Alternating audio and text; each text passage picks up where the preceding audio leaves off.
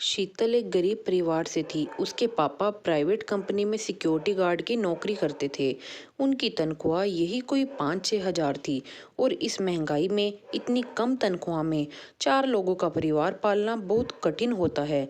लेकिन शीतल के पिता ने कभी भी पैसों की कमी की वजह से शीतल की पढ़ाई बाधित नहीं होने दी। शीतल भी पढ़ने में काफ़ी मेधावी थी। उसने एमबीए में पूरे प्रदेश में टॉप किया था।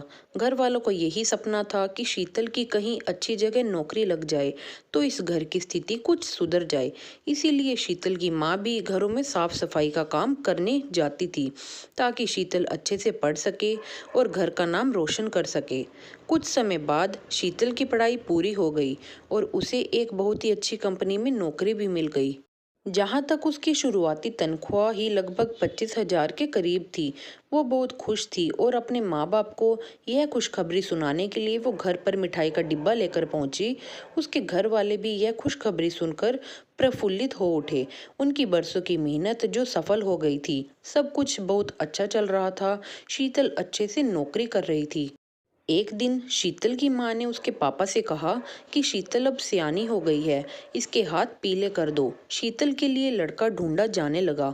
एक लड़का पसंद आया तो जब शीतल की कुंडली मिलाई गई तो शीतल मंगलिक निकली। तो वो शादी नहीं हो पाई। मंगली होने की वजह से शीतल के लिए लड़का ढूंढना अब और भी कठिन हो गया था। कई सालों तक मेहनत करने के बाद आखिर एक मंगली लड़का मिल ही गया। शीतल की शादी उस लड़के से कर दी गई। पर जब पहली रात को लड़के ने शीतल का घूंघट खोला तो लड़के को देखकर शीतल बिल्कुल डर गई, क्योंकि जिससे शीतल की शादी हुई थी वो एक 55 साल का बूढ़ा था। उसे देखकर तो शीतल के सारे अरमान धरे के धरे ही रह गए। शीतल जोर से चिल्ला उठी कि मेरे साथ धोखा हुआ है। वो गुस्से से उठी और रोते रोते लाइट बंद करके अपनी तकिया लेकर बेड के बिल्कुल किनारे सो गई।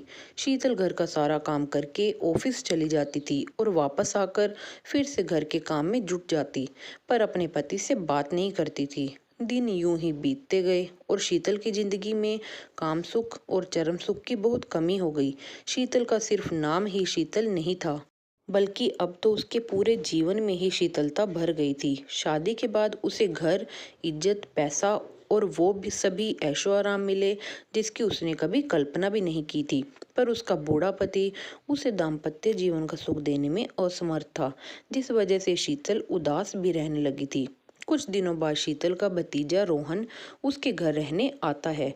रोहन था तो शीतल का भतीजा, पर उम्र में लगभग दोनों बराबर ही थे। दो जवान दिल एक दूसरे को देखकर धड़कने लगे और उनकी जवानी उफान मारने लगी। एक दिन रोहन यूं ही बालकनी में बैठकर अपने दोस्त से फोन पर बातें कर रहा था। वो अपने दोस्त को अपनी गर्लफ्रेंड के साथ कई दिन पहले बिताए हुए हसीन लम्हों को कामुक शब्दों में बता रहा था। रोहन ने कहा उसकी गर्लफ्रेंड प्रिया ने पिंक रंग की जालीदार नाइटी पहन रखी थी। नाइटी ऊपर और नीचे से इतनी छोटी थी कि लगता ही नहीं था कि कुछ पहना हो। फिर रोहन बताने लगा कि उसने अपने हाथ में बर्फ का टुकड़ा लिया और प्रिया के पेट पर रगड़ने लगा। बर्फ की ठंडक से प्रिया एकदम सिहर उठती थी और बर्फ के पिघलने से गिरने वाली पानी की बूंदों को रोहन अपने होठों से पीने लगता है। रोहन ये सब अपने दोस्त को बताए जा रहा था। फिर वो कहता है कि मैंने अपने मुंह में बर्फ का एक टुकड़ा डालकर प्रिया के होठों से छुआ दिया। प्रिया भी मेरा पूरा साथ दे रही थी और वो भी मेरे मुंह की बर्फ को चूस रही थी। रोहन अपने बर्फ के खेल को जारी रखता है, जिससे प्रिया भी उत्तेजित हो जाती है और फिर दोनों एक हो जाते हैं।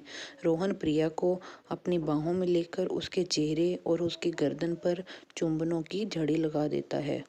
प्रिया भी रोहन को खूब प्यार करती है। रोहन अपनी ही धुन में ये सब बातें अपने दोस्त को बताए जा रहा था, पर उसने ध्यान नहीं दिया कि पीछे खड़ी उसकी चाची यानी शीतल उसकी सारी बातें सुन रही थी। जब फोन कट गया तो चाची अपने काम में लग गई और काम करते करते वो ये सोचने लगी कि काश रोहन मेरा भतीजा नहीं बल्कि मेरा पति होता। काश मुझे कोई इस तरह से प्यार करता। रोहन को पेंटिंग का बहुत शौक था। उसने बहुत बड़ी बड़ी कैनवस पेंटिंग्स बनाई थी। उसकी पेंटिंग्स एग्जीबिशंस में लगती थी। रोहन ने कभी सपने में भी नहीं सोचा था कि वो एक दिन अपनी ही खूबसूरत चाची की पेंटिंग बनाएगा।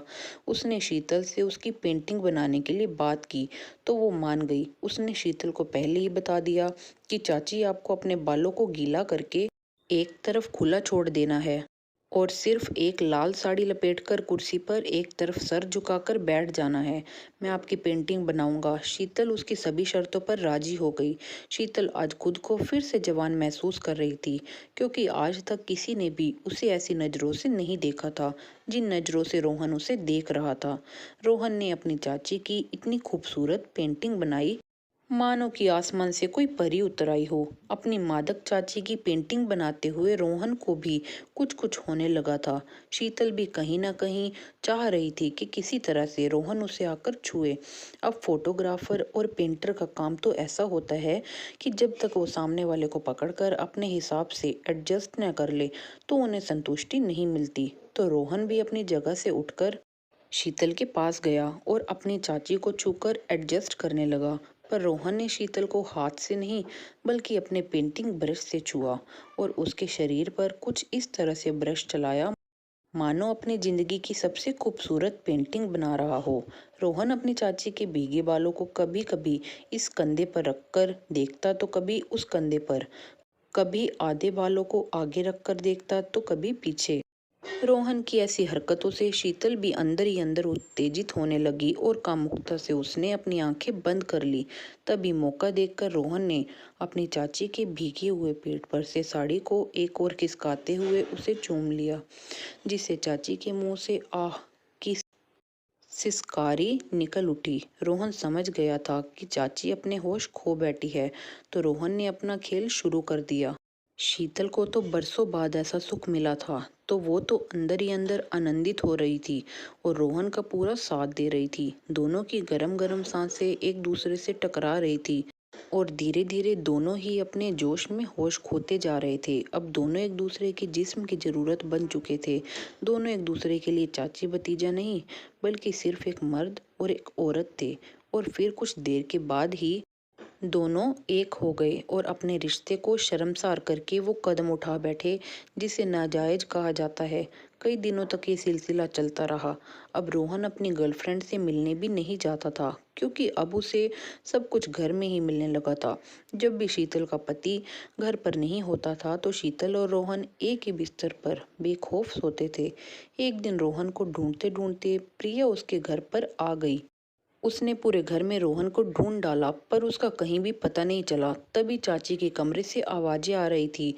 प्रिया ने उत्सुकतावश स्टूल लगाकर झरोके से झांका तो रोहन और उसकी चाची दोनों अपने रिश्ते को शर्मसार करके अपनी मस्ती में चूर थे। प्रिया ने दोनों का वीडियो बना लिया और शीतल के पति को दिखा दिया। शीतल का पति उस घिनौने वीडियो को देखकर दंग रह गया और अंदर ही अंदर बहुत ज्यादा दुखी हो गया।